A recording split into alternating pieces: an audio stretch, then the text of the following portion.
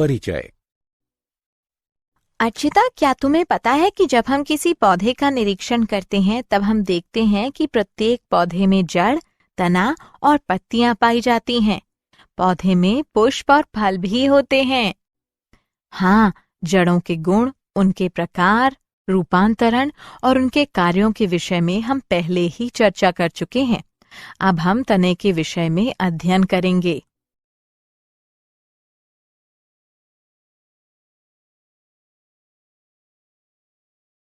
उद्देश्य। इस पाठ के अंत में आप निम्न करने में सक्षम हो जाएंगे: तने के गुणों का पता लगाना, तने के प्रकारों का अध्ययन करना, घटे हुए तने के रूपांतरणों को पहचानना,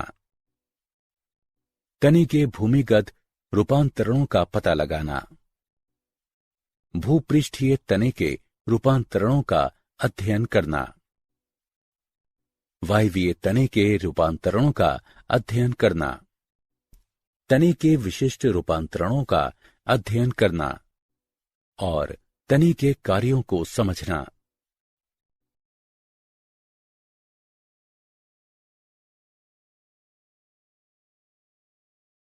तने के गुण।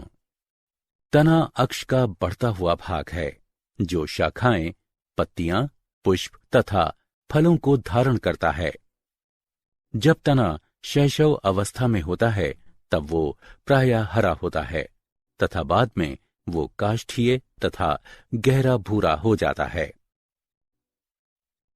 तना संवहनी पौधे की दो मुख्य संरचनात्मक अक्षों में से एक होता है। ये अंकुरित बीज के भ्रूण के प्रांकुर से विकसित होता है। अधिकांश पौधों में तने भूमि की सतह से ऊपर स्थित होते हैं, लेकिन कुछ पौधों में तने भूमिगत भी होते हैं। तना सामान्यतः गांठ तथा पोरियों में विभक्त होता है। गांठों में कलिकाएं पाई जाती हैं जो वृद्धि करके एक या अनेक पत्तियां, पुष्पक्रम, शंकु या अन्य तनों का निर्माण करती हैं। तने पर कलिकाएं पाई जाती हैं जो कि अंतस्थ या कक्षीय हो सकती हैं। एक अपरिपक्व शीर्ष के साथ एक नवीन अविकसित प्रारूप पर एक वृद्धि बिंदु होता है जो कि अनेक कसकर जुड़ी हुई कोमल पत्तियों से घिरा हुआ होता है। इन्हें कलिका कहते हैं।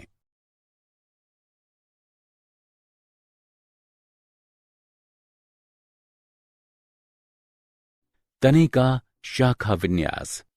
तने के मुख्य अक्ष पर शाखाओं के व्यवस्थित होने की विधि को शाखा विन्यास कहते हैं।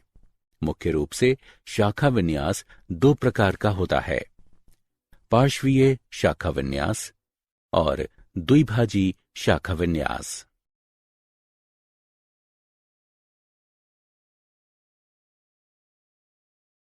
पार्श्वीय शाखा विन्यास। जब शाखाएं तनों के किनारों से निकलती हैं तो ये पार्श्वीय शाखा विन्यास कहलाता है। ये शाखा विन्यास की वो विधि है जिसमें वृद्धि बिंदु द्विभाजित नहीं होता है। शाखाएं कक्षीय कली की गांठों से उत्पन्न होती हैं। ये दो प्रकार का होता है: असीमाक्षी और ससीमाक्षी। असीमाक्षी। जब तना अंतस्थ कलिका द्वारा अनिश्चित वृद्धि करता है, मुख्य तने की पार्श्वीय शाखाएं अग्र अभिसारी अनुक्रम में शीर्ष की तरफ लगातार वृद्धि, पुरानी शाखाएं आधार की तरफ तथा नई शाखाएं शीर्ष की तरफ व्यवस्थित होती हैं। इस शाखन के परिणाम स्वरूप पौधा शंकुरूप या पिरामिड के आकार का दिखाई देता है। ससीमाक्षी। जब मुख्य तने की वृद्धि निश्चित होती है, मुख्य तना पार्श्वीय शाखा उत्पन्न करता है जो कि मुख्य शीर्ष से अधिक शीघ्रता से वृद्धि करती है। इस शाखन के परिणाम स्वरूप पौधे का विस्तार होने लगता है तथा वो गुंबद के आकार का हो जाता है। ससीमाक्षी तीन प्रकार की होती है: एक शाखी ससीमाक्षी, द्विशाखी ससीमाक्षी और बहुशाखी ससीमाक्षी। एक शाखी ससीमाक्षी। इस प्रकार के ससीमाक्षी शाखा विन्यास में एक ही समय पर केवल एक ही पार्श्वीय शाखा उत्पन्न होती है। इसे एकल शाखित के नाम से भी जाना जाता है। ये दो भिन्न प्रकारों यानी घुमावदार तथा कुटिल को दर्शाता है। उदाहरण, विटिस विनिफेरा में शाखा विन्यास कुटिल प्रकार का होता है। इसमें पार्श्वीय शाखाएं एकांतर किनारों पर विकसित होकर टेढ़ी मेढ़ी हो जाती हैं। सारका में शाखा विन्यास घुमावदार प्रकार का होता है। इसमें पार्श्वीय शाखाएं एक ही किनारे पर विकसित होकर घुमाव बनाती हैं। द्विशाखी ससीमाक्षी। जब एक ही समय पर दो पार्श्वीय शाखाएं विकसित होती हैं तो उसे द्विशाखी या द्विशाखित कहते हैं। उदाहरण, धतूरा और कैरिस्सा। बहुशाखी ससीमाक्षी। जब एक ही समय पर दो से अधिक पार्श्वीय शाखाएं विकसित होती हैं तो उसे बहुशाखी या बहुशाखित कहते हैं। उदाहरण, यूफोर्बिया और क्रोटोन बॉनप्लांडिया।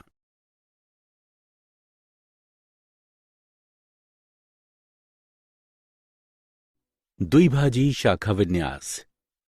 जब अंतस्थ कली कांटेदार तरीके द्वारा दो द्विशाखित शाखाओं में विभाजित हो जाती है तो इसे द्विभाजी शाखा विन्यास कहते हैं।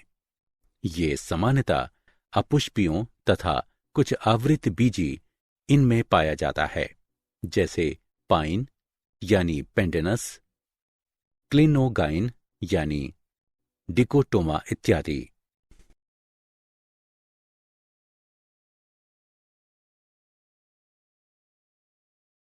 तने का रूपांतरण। सामान्य कार्यों के अतिरिक्त अन्य कार्यों को करने के लिए रूप में परिवर्तन करने को रूपांतरण कहते हैं। वास स्थान के आधार पर तने 3 वर्गों में रूपांतरित हो सकते हैं। तने का भूमिगत रूपांतरण, तने का भूपृष्ठीय रूपांतरण और तने का वायवीय रूपांतरण।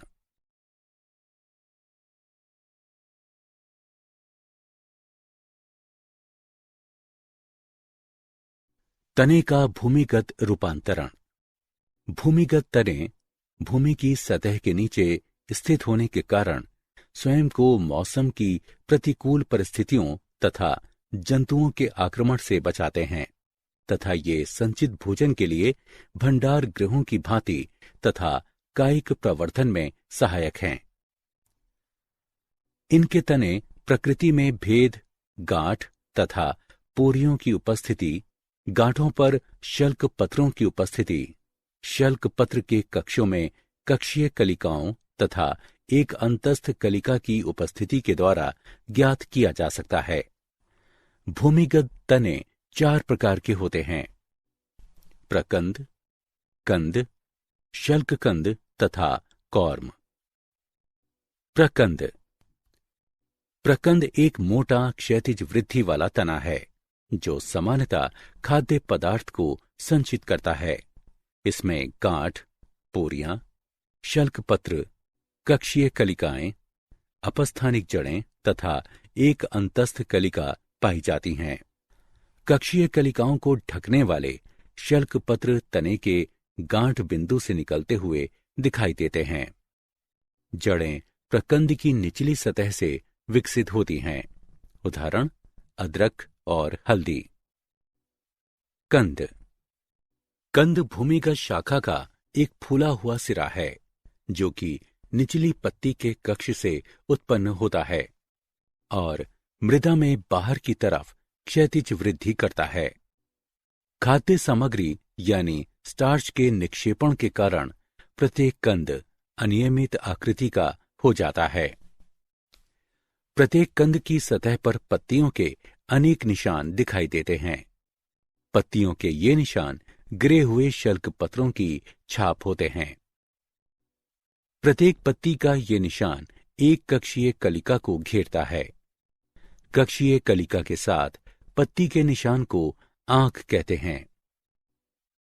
कायिक प्रवर्धन द्वारा आलू की ये आंखें नए पौधे को उत्पन्न करने की क्षमता रखती हैं।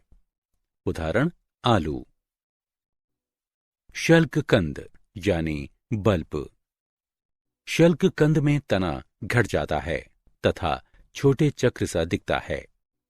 कई अपस्थानिक जड़ें तने की निचली सतह से उत्पन्न होती हैं। उदाहरण प्याज, अदरक। प्याज, अदरक इत्यादि के शल्ककंद में आंतरिक पत्तियां मांसल जबकि बाहरी पत्तियां सूखी हुई होती हैं। इसे संकुचित शल्ककंद इसलिए कहते हैं क्योंकि संकेंद्री पर्णधार एक पूर्ण आवरण या कंचुक बनाता है। शल्ककंद की शीर्षस्थ कली प्रारोह का निर्माण करती है। कॉर्म। कॉर्म एक सीधे यानी लंबवत तने का फूला हुआ भूमिगत आधारी भाग होता है। ये फुलाव संचयित भोजन के संचयन के कारण होता है। इसमें शल्कपत्र तथा कक्षीय कलिकाएं पाई जाती हैं। वृद्धि की अवधि के अंत में वायवीय भाग मृत हो जाते हैं। प्रतिकूल परिस्थितियों में शीर्ष के समीप एक कक्षीय कलिका एक नए प्रारोह में विकसित हो जाती है, जो कि पुराने कॉर्म में संचयित भोजन का उपयोग करती है। नया पौधा अपने आधार पर एक नए कॉर्म का निर्माण करता है। उदाहरण अरबी यानी कोलोकासिया और अमारफोफेलस।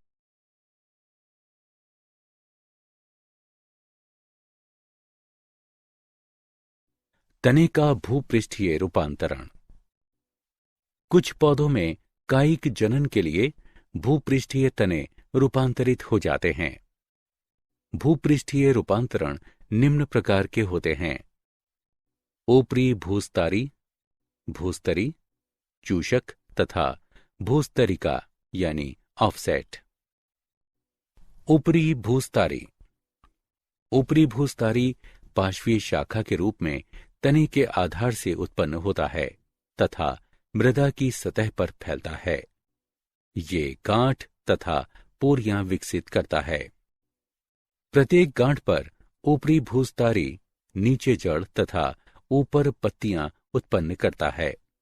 इस विधि से मात्र पादप से अनेक ऊपरी भूस्तरी निर्मित होते हैं तथा वे भूमि पर सभी दिशाओं में फैल जाते हैं। यदि ऊपरी भूस्तरी के विलगन यानी पृथक होने में यदि कोई क्षति होती है तो टूटे हुए भाग एक स्वतंत्र पौधा बनाने की क्षमता रखते हैं। उदाहरण ऑक्जेलिस, फ्रेक्रिया, सेंटेला अस्टाटिका। भूस्तरी। भूस्तरी में पार्श्वीय शाखाएं पाई जाती हैं जो कि भूमिगत तने से निकलती हैं। भूस्तरी मृदा में दूरी बनाए रखने के लिए क्षैतिज दिशा से बाहर की तरफ वृद्धि करती हैं। अंततः उनका सिरा अंतस्थ कली यानी भूमि से ऊपर निकल आता है तथा एक नए पौधे में विकसित हो जाता है। ऊपरी भूस्तरी चूषक या कोई आराध्य शाखा जो कि जड़ों का निर्माण करती है भूस्तरी कहलाती है। उदाहरण अरबी यानी कोलोकासिया। चूषक। एक पार्श्वीय शाखा जो कि भूमि की सतह के समीप से उत्पन्न होती है, भूमि के अंदर कुछ दूरी तक चलती है, अपने सिरों को मोड़ लेती है तथा एक नया पौधा उत्पन्न करती है, चूषक कहलाती है। उदाहरण क्राइसेनीथमम। भूस्तरिका यानी ऑफसेट। भूस्तरिका एक छोटी मोटी ऊपरी भूस्तरी जैसी शाखा है जो कि अपने सिरे पर एक नए पौधे का निर्माण करती है। भूस्तरिका जनक पौधे के मुख्य तने से सभी दिशाओं में वृद्धि करता है। यदि इनकी इकाइयों के विलगन यानी पृथक होने में यदि कोई क्षति होती है तो प्रत्येक एक स्वतंत्र पौधा बनाने की क्षमता रखती है। उदाहरण पिस्टिया, और आइकोर्निया।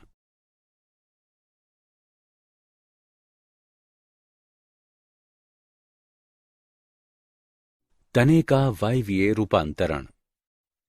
कुछ पौधों में विभिन्न विशिष्ट कार्यों को करने के लिए वायवीय तने का रूपांतरण होता है। वायवीय रूपांतरण निम्न प्रकार का होता है: फिल्लोक्लेट, क्लेडोट, तने के शूल, तने के प्रतान तथा बुलबिल। फिल्लोक्लेट। फिल्लोक्लेट अनेक पोरियोयुक्त एक चपटा तना है जो कि पत्ती की भांति कार्य करता है। नागफनी यानी ओपनशिया में तना हरे रंग की चपटी संरचना में रूपांतरित हो जाता है, जिसे फिल्लोक्लेट कहते हैं। फिल्लोक्लेट की सतह पर शूलों का गुच्छा बन जाता है। ये शूल कक्षीय कलिकाओं की रूपांतरित पत्तियां होते हैं। ये शूल न केवल पौधों की वाष्पोत्सर्जन की दर की जांच करते हैं, बल्कि शाकाहारियों से पौधों की रक्षा भी करते हैं। फिल्लोक्लेट में अलग गांठें तथा पोरियां पाई जाती हैं। उदाहरण: ओपनशिया। क्लेडोट। एक या दो पोरियों वाले फिल्लोक्लेट को क्लेडोट कहते हैं। क्लेडोट का कोई उपयुक्त उदाहरण नहीं है, क्योंकि रस्कस तथा एस्पेरेगस, जिनको अधिकतर क्लेडोट माना जाता है, वास्तव में ये क्लेडोफिल्स होते हैं। क्लेडोफिल एक चपटी पत्ती सदृश तना होता है, जो कि एक वास्तविक पत्ती समान छोटे पर्ण के शीर्ष से उत्पन्न होता है। तने के शूल। शूल एक कठोर, सीधी तथा नुकीली संरचना होती है। शूल छोटे, रूपांतरित तने होते हैं। बोगनविलिया तथा दुरंता, इनमें कक्षीय कलिका एक शूल में रूपांतरित हो जाती है। कैरिसा में अंतस्थ कलिका शूल के एक जोड़े में रूपांतरित हो जाती है। शूल कभी कभी पत्तियों, पुष्पों तथा फलों को धारण करते हैं, जैसा कि दुरंता तथा अनार में देखा गया है। शूल न केवल पौधों की वाष्पोत्सर्जन की दर की जांच करते हैं, बल्कि शाकाहारियों से पौधों की रक्षा भी करते हैं। उदाहरण: कैरिसा, दुरंता और सिट्रस। तने के प्रतान। कुछ पौधों में प्रतान तने के रूपांतरण की भांति विकसित होते हैं। साइसस क्वाड्रान गुलेरिस में अंतस्थ कलिका एक प्रतान को जन्म देती है तथा पैसीफ्लोरा में कक्षीय कलिका प्रतान में रूपांतरित हो जाती है। बुलबिल।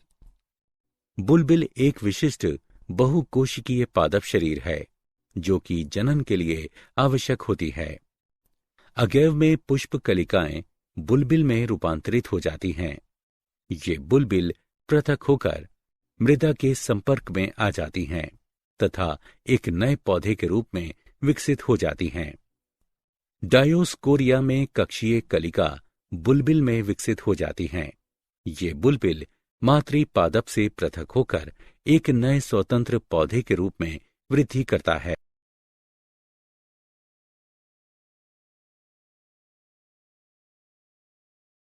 तने के प्राथमिक कार्य। तने के कार्यों के प्रकार निम्न हैं: प्राथमिक या मुख्य कार्य, द्वितीयक या सहायक कार्य। तने का प्राथमिक या मुख्य कार्य पत्तियों, पुष्पों तथा फलों को पकड़कर रखना तथा उन्हें सहारा देना है। तना जल तथा खनिजों को जड़ों से पत्तियों, पुष्पों तथा फलों तक संवाहित करता है। पत्तियां तने से इस प्रकार उत्पन्न होती हैं कि वो मुख्य कार्यों जैसे सूर्य के प्रकाश को ग्रहण करना तथा गैसीय विनिमय को करने में सक्षम हो जाती हैं। परागण तथा निषेचन की प्रक्रिया को सुविधाजनक बनाने के लिए तना पुष्प तथा फलों को धारण करता है।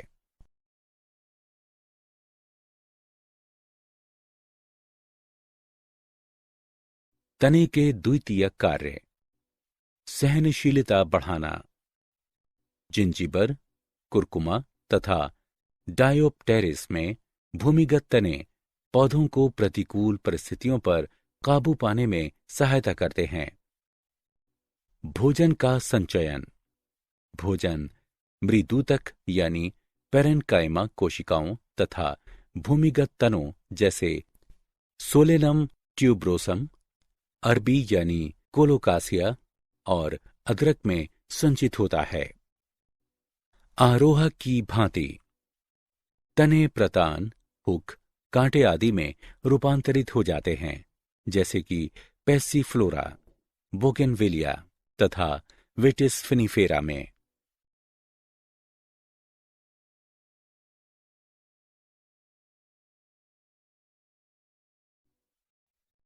प्रकाश संश्लेषण। ओपनशिया, एस्परेगस तथा रस्कस आदि की तरह जब तने फिल्लोक्लेड तथा क्लेडोड रूपांतरित हो जाते हैं, तब नवीन पत्तियों सदृश चपटे तने प्रकाश संश्लेषण में सहायता करते हैं।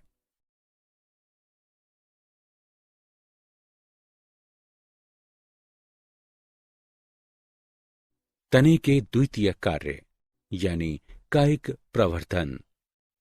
ऊपरी भूस्तरी जैसे घास में, भूस्तरी जैसे स्ट्रॉबेरी में, भूस्तरिका जैसे आइकोर्निया में तथा भूमिगत तने जैसे आलू अदरक में तने कायिक प्रवर्धन के लिए प्रयोग में लाए जाते हैं।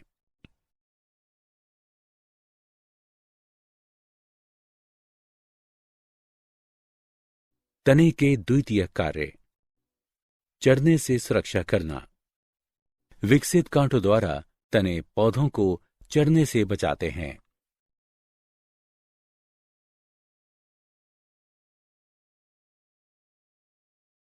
क्या आप जानते हैं काष्ठीय आरोहक यानी कंटकरोही या लता को लियाना के नाम से भी जाना जाता है। वायवीय तने का मोटे भाग को कूट बल्ब यानी स्यूडो बल्ब के नाम से भी जाना जाता है तथा ये ऑर्किड में जल तथा अन्य पदार्थों का संचय करते हैं।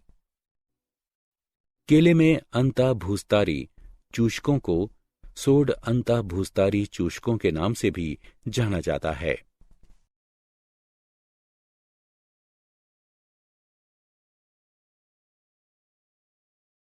सारांश। आइए हमने जो कुछ सीखा है उसे संक्षेप में दोहराएं। प्रारोह तंत्र तने, पत्तियों, पुष्पों तथा फलों में विभक्त होता है। तने के मूलभूत आकारिकी लक्षणों के अंतर्गत गांठों तथा पोरियों, बहुकोशिकीय रोम की उपस्थिति शामिल है। तना धनात्मक प्रकाशा अनुवर्तक होता है। विभिन्न कार्यों जैसे भोजन का संचय, कायिक प्रवर्धन तथा सुरक्षा को करने के लिए तना रूपांतरित हो जाता है।